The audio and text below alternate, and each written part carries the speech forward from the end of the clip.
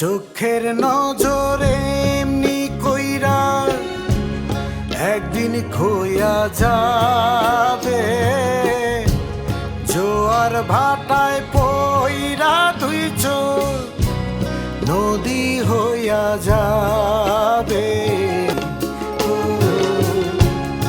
ওরা চোখে যা দেখিলাম তাই রইয়া যাবে।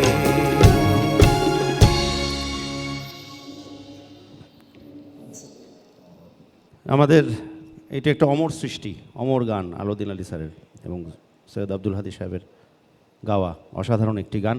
আমি প্রথমে এই গানের ক্ষেত্রে আমি চলে যাব রফিকুল আলম স্যারের কাছে। আর কতগুলো শব্দ আছে আমাদের মধ্যে। ফেরদৌস, খুব ভালো গেয়েছো, বেশ ভালো গেয়েছো, অনেক ভালো লাগলো, সুরে গিয়েছো।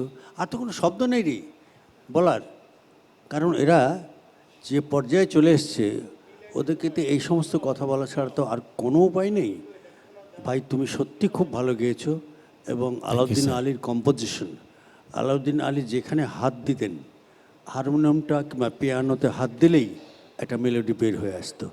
এই গানটা যখন শ্যুট করা হয়, খিলগাঁইতে বসে বসে শ্যুট করছিলেন, তখন আমি ছিলাম।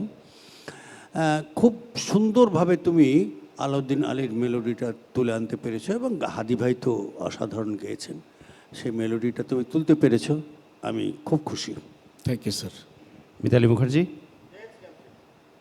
শুভ্র, আমারও ভীষণ ভালো লেগেছে, কারণ যে গানটার যে ডিমান্ড, যে টপ নোট এবং তোমার কণ্ঠস্বর, হাদি ভাইয়ের যে ব্রাইটনেসটা ছিল, এই গানটাকে একদম জাস্টিফাই করেছো। খুব ভালো লেগেছে। Thank you ma'am. Ferdous Wahid. আপনি চমৎকার গেয়েছেন। আপনার যে বলিষ্ঠ কণ্ঠ আশ্চর্যজনকভাবে কিন্তু এই পল্লী ধাঁচের গানের মধ্যে কি সুন্দর মিশে গেল।